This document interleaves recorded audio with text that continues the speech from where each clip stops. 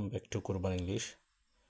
Today I will discuss about there are topics, appropriate preposition. Go to the class.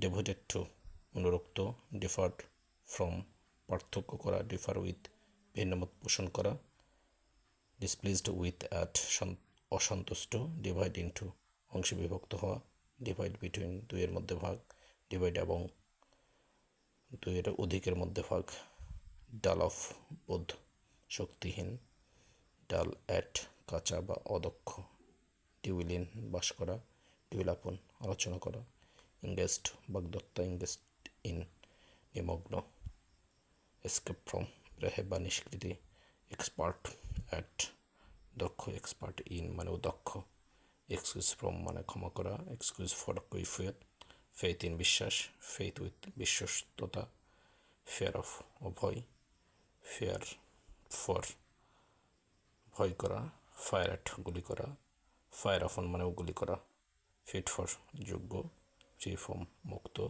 Free of ব্যতীত। এ হচ্ছে appropriate preposition. এগুলো পরীক্ষার জন্য খুবই ইম্পর্টেন্ট এবং বিভিন্ন ধরনের অ্যাডমিশন পরীক্ষাতে এগুলো কিন্তু খুবই উপকারী। ধন্যবাদ সকলকে।